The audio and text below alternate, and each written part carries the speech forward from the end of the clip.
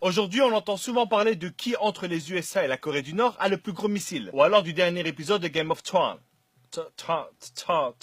Mais il se passe un truc bien plus important dans le monde, vous l'aurez compris, aujourd'hui on va parler du Congo. Et donc quand je parlerai de Congo, je parle évidemment de la République démocratique du Congo. Le Congo est le deuxième pays le plus riche au monde, et je te jure ce n'est pas une blague, mais malheureusement vu que les Congolais ne bénéficient pas de leurs propres ressources, du coup c'est le deuxième pays le plus pauvre du monde. Aujourd'hui ce qui se passe au Congo c'est complètement la folie. C'est scandaleux mais t'es pas prêt. Je dis aujourd'hui mais ça fait quand même un bon moment que ça dure. Tout ça, ça a commencé avec l'ancien roi de Belgique aka Léopold II et la conférence de Berlin. Et le concept de cette conférence est tellement dingue que j'ai été vérifié pratiquement 100 fois pour être sûr que c'est pas un fake ou une légende. C'était une conférence où il y avait une énorme carte de l'Afrique, plein de pays occidentaux, tu sais, des mecs avec des grandes moustaches et chacun choisissait une partie de l'Afrique. Chacun prenait ce qu'il voulait de ce continent dans le plus grand des calmes airs. Et évidemment sans demander quoi que ce soit aux Africains. Et à ce moment-là, t'as Léopold II qui dit « Bon, personne veut le Congo ?» C'est bon, je le prends. Je sais pas si tu te rends compte, mais à lui tout seul, il a décidé de prendre tout le Congo. Et là, t'es en train de te dire, ah, je comprends. Et donc, le Congo appartenait à la Belgique à ce moment-là. Non! Il était roi des Belges, mais ça n'appartenait pas à la Belgique. Ça appartenait à Léopold lui-même. D'un côté, il avait son boulot de fonctionnaire de roi, et de l'autre, il avait sa petite épicerie de 2 millions de kilomètres carrés. Et c'est exactement à partir de ce moment-là que tout est parti en vrille au Congo. Il a commencé par mettre des entreprises pour prélever le caoutchouc, mais quand il avait besoin de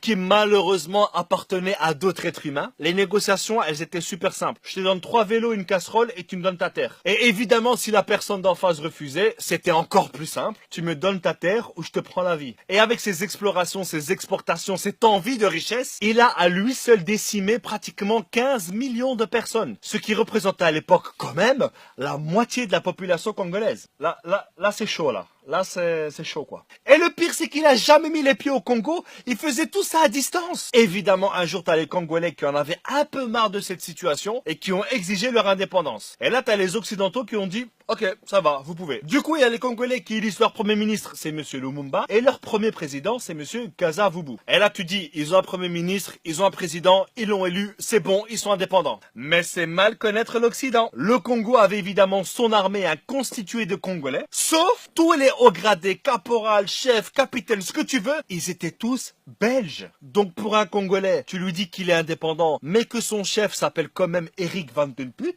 mais où est le respect? Du coup, après seulement 3 jours d'indépendance, l'armée se rebelle. Quelques semaines plus tard, la province du Katanga se dit indépendante. Et pour ceux qui savent pas, Katanga, c'est juste la province la plus riche de Congo. C'est là où il y a du cuivre, de l'uranium, des diamants, enfin bref, la folie. Et c'est là aussi où il y a plein de pays occidentaux qui prélèvent tout ça. À ce moment-là, Lumumba demande l'aide de la Belgique qui lui disent non.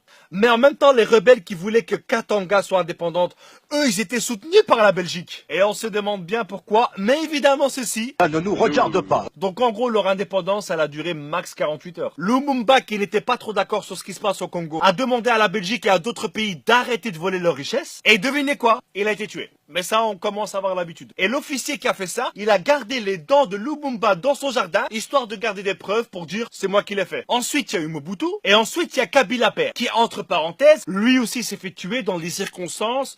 Voilà, on n'a rien vu. On ne voit rien, on sait pas. Et là, il se passe un truc de dingue. T'as le politique belge Louis Michel qui travaille pour l'Europe, qui vient au Congo et qui dit, vu que Kabila Père est mort, on va donner le pouvoir logiquement à son fils, alors qu'il y avait un vice-président. Et ça a été justifié en disant que, vu qu'il y a des conflits, voilà, on va mettre son fils en attendant d'avoir des élections. Ça a duré 5 ans. Ça fait quand même beaucoup la période de transition. Et aujourd'hui, ça fait 16 ans qu'il est président. Et là, il est en train de vouloir changer la constitution, histoire de rester encore 2-3 siècles. Je sais pas si vous êtes au courant, mais il y a quelques années, il y avait un zoo de Congolais à Bruxelles. Et quand je te dis zoo de Congolais, je te parle pas d'animaux venant du Congo, mais bien d'un zoo humain de Congolais, où des familles belges venaient toucher les petits cheveux crépus des petites filles congolaises. Ah, comme c'est mignon! Aujourd'hui, un élément qui fout bien la merde au Congo, c'est le coltan. C'est juste un élément indispensable dans nos smartphones. Ça empêche à notre smartphone de trop chauffer et ça lui empêche d'effacer toutes nos données lorsqu'il s'éteint. Tu comprends maintenant à quel point ce truc est super important. Et pourquoi c'est aussi grave? Eh bien tout simplement parce que ce sont des femmes enceintes,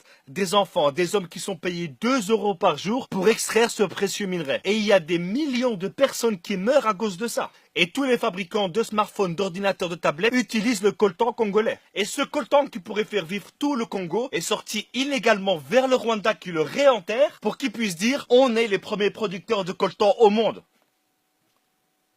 Quoi ? Tu commences à sentir comment elle pue cette histoire? On se demande bien à qui ça doit profiter tout ça. Aujourd'hui, ce magnifique pays qu'est la République démocratique du Congo est gouverné par des États, par des entreprises qui pensent que ce pays est un portefeuille. Et actuellement, il y a un génocide qui a déjà fait plus de 6 millions de morts, perpétué par des rebelles financés par des multinationales pour pouvoir piller le sol congolais. On est tous liés indirectement au Congo par nos smartphones. C'est vrai que cette vidéo ne va rien changer. Et là, il y a plein de personnes qui vont dire, mais pourquoi est-ce que tu l'as fait alors? Bah parce que seulement le fait de savoir ce qui se passe là-bas, c'est déjà un pas qu'on fait. Et un petit pas en avant dans ce monde, aussi petit soit-il, c'est quand même le signe qu'on avance. Donc les amis, je vous invite à partager un maximum cette vidéo. Il faut que les gens soient au courant de ce qui se passe là-bas. Que les gens sachent ce qui se passe au Congo aujourd'hui, et d'ailleurs depuis des décennies, et sous l'indifférence générale. Merci à tous, et que Dieu bénisse la République démocratique du Congo. Ciao. Nous avons connu les ironies, les insultes, les coups que nous devions subir matin, midi et soir, parce que nous étions des nègres. Nous avons connu que la loi n'était jamais la même, selon qu'il s'agissait d'un blanc ou d'un noir. Qui oubliera les fusillades, les cachons furent brutalement jetés, ceux qui ne voulaient plus se soumettre au régime d'injustice, d'oppression et d'exploitation.